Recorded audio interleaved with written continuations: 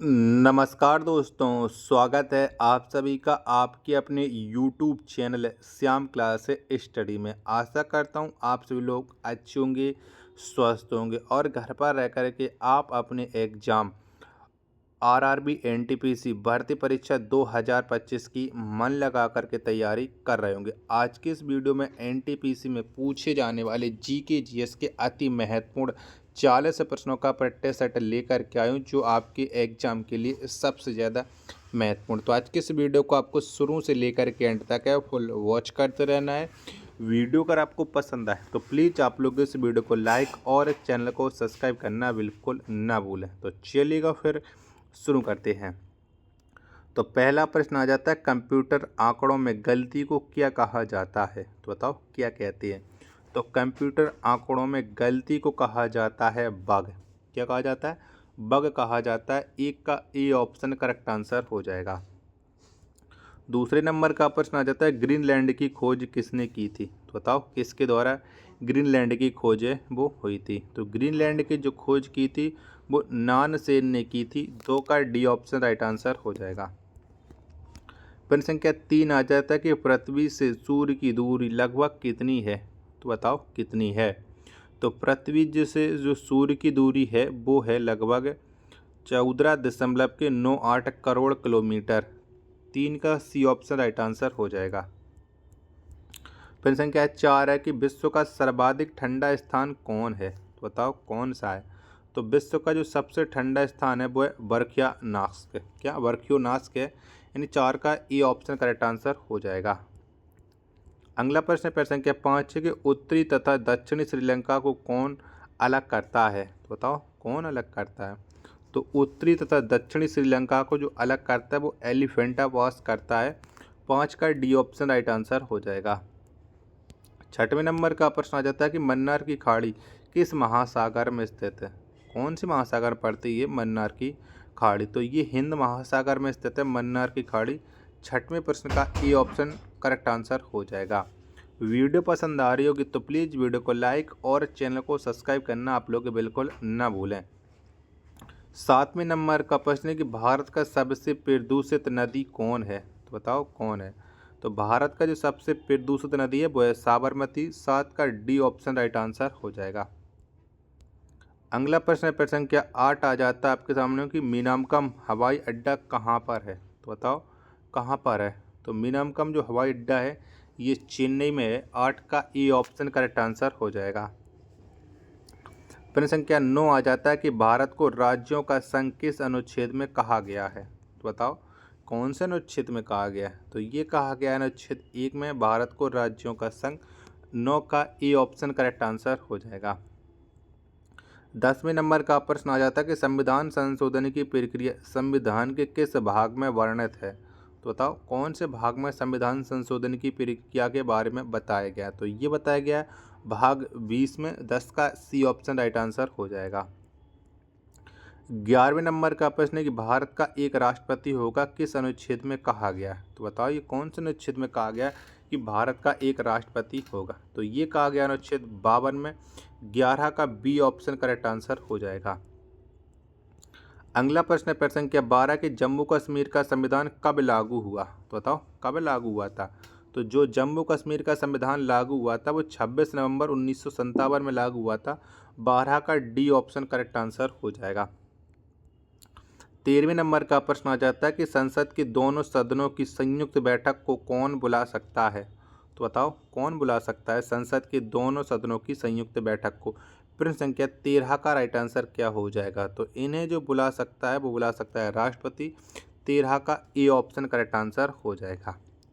चलिएगा वीडियो को आप लोग लाइक कर दीजिएगा और चैनल को अभी तक आप लोगों ने सब्सक्राइब नहीं कर रखा होगा तो ज़रूर कर लीजिएगा, क्योंकि चैनल सब्सक्राइब करना आपके लिए सबसे ज़्यादा ज़रूरी, तभी तो आप लोग लगातार क्लासें आप लोगों को मिल पाएंगी। 14वें नंबर का प्रश्न आ जाता है कि राज्यसभा का सदस्य अपना त्यागपत्र किसे सौंपता है? तो बताओ किसे सौंपता है। तो जो राज्यसभा का सदस्य ये अपना त्यागपत्र उपराष्ट्रपति को सौंपते हैं। 14वें प्रश्न का डी ऑप्शन करेक्ट आंसर हो जाएगा। नेक्स्ट प्रश्न है प्रश्न संख्या 15 कि राज्यसभा का अधिवेशन कौन बुलाता है? तो बताओ कौन बुलाता है। तो राज्यसभा का जो अधिवेशन बुलाता है ये राष्ट्रपति बुलाता है। 15 का सी ऑप्शन करेक्ट आंसर हो जाएगा। नेक्स्ट प्रश्न है प्रश्न संख्या 16 आपके सामने कि संघ शासित प्रदेशों से लोकसभा में कितने प्रतिनिधि चुने जाते हैं। तो बताओ कितने प्रतिनिधि चुने जाते हैं संघ शासित प्रदेशों से। तो ऐसे यहाँ से चुने जाते हैं 20। 16 का सी ऑप्शन राइट आंसर हो जाएगा। 17वें नंबर का प्रश्न है कि भारत के प्रथम लोकसभा अध्यक्ष कौन थे। तो बताओ कौन थे।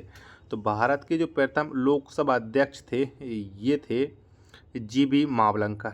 17 का डी ऑप्शन राइट आंसर हो जाएगा। 18वें नंबर का प्रश्न है कि समान वायु दाब को मिलाने वाली रेखा को क्या कहते हैं। तो बताओ क्या कहा जाता है। तो समान वायु दाब को मिलाने वाली जो रेखा इसे आइसोबार कहा जाता है। 18 का ए ऑप्शन राइट आंसर हो जाएगा। 19वें नंबर का प्रश्न कि संसद के दोनों सदनों में प्रत्येक बैठक के प्रारंभ की 1 घंटा का काल क्या कहलाता है। तो बताओ क्या कहलाता है। तो संसद के दोनों सदनों के प्रत्येक बैठक के प्रारंभ का जो 1 घंटा होता है इसे कहा जाता है प्रश्नकाल। 19 का बी ऑप्शन राइट आंसर हो जाएगा। 20वें नंबर का प्रश्न कि राज्यपाल विधान परिषद में सदस्य संख्या का कितना भाग मनोनीत करता है। तो बताओ कितना भाग मनोनीत होते हैं। तो 1/6 भाग है मनोनीत किए जाते हैं। प्रश्न संख्या 20 का बी ऑप्शन राइट आंसर हो जाएगा। 21वें नंबर का प्रश्न आ जाता है कि राज्य लोक सेवा आयोग का कार्यकाल कितने वर्षों का होता है। बताओ कितने वर्षों का। तो राज्य लोक सेवा आयोग का जो कार्यकाल होता है ये होता है 6 वर्ष। 21 का सी ऑप्शन करेक्ट आंसर हो जाएगा। वीडियो पसंद आ रही हो तो प्लीज़ वीडियो को लाइक और चैनल को सब्सक्राइब करना बिल्कुल ना भूलें। 22वें नंबर का प्रश्न है कि वित्त आयोग का गठन कब किया गया। तो बताओ कब हुआ था वित्त आयोग का गठन। तो 1951 में वित्त आयोग का गठन किया गया था। 22वें प्रश्न का सी ऑप्शन राइट आंसर हो जाएगा। 23वें नंबर का प्रश्न आ जाता है कि संगीत नाटक अकादमी की स्थापना कब हुई। तो बताओ कब हुई थी। तो संगीत नाटक अकादमी इसकी जो स्थापना हुई थी वो हुई थी 1953 में। प्रश्न संख्या 23 का डी ऑप्शन राइट आंसर हो जाएगा।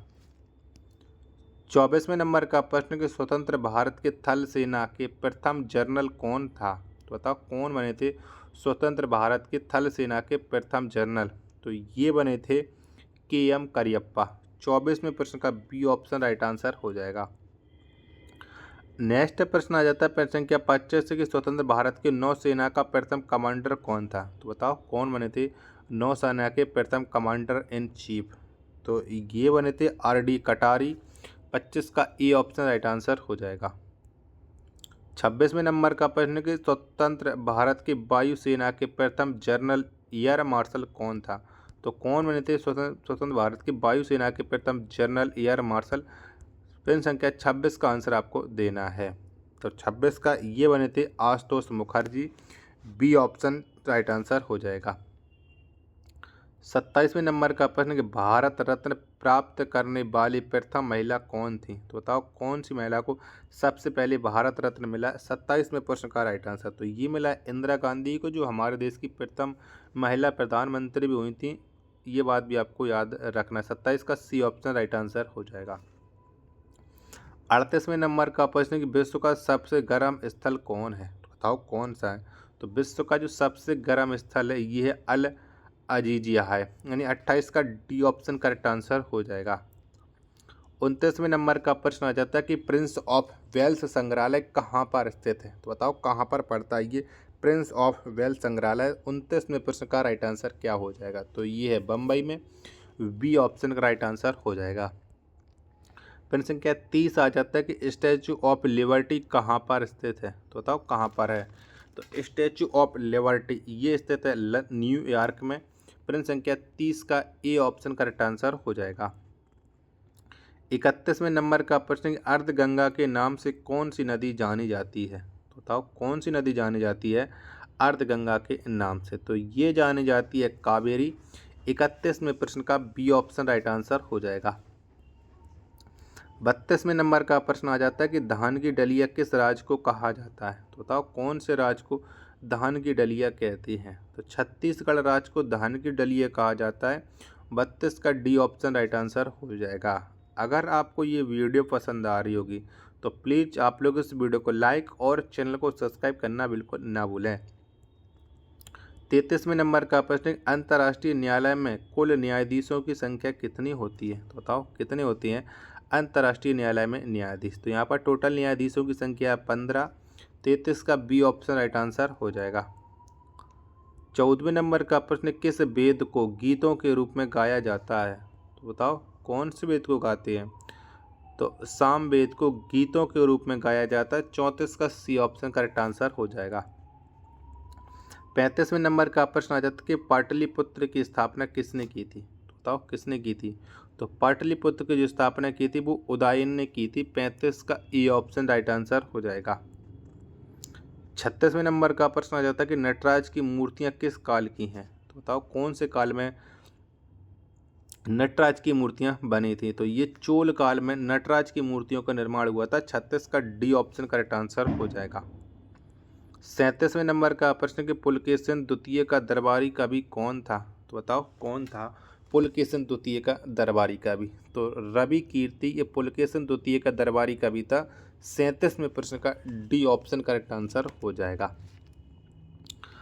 38वें नंबर का प्रश्न आ जाता है कि भारत पर आक्रमण करने वाला प्रथम मुस्लिम आक्रमणकारी कौन था? तो बताओ कौन था?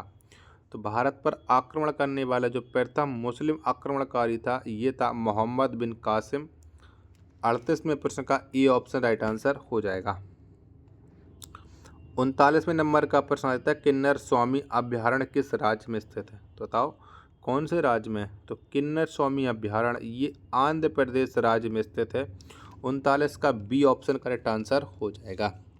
अगर आपको ये वीडियो पसंद आई हो तो प्लीज़ आप लोग इस वीडियो को लाइक और चैनल को सब्सक्राइब करना बिल्कुल ना भूलें। मिलते पर अपने एक और नेक्स्ट वीडियो के साथ, तब तक के लिए धन्यवाद।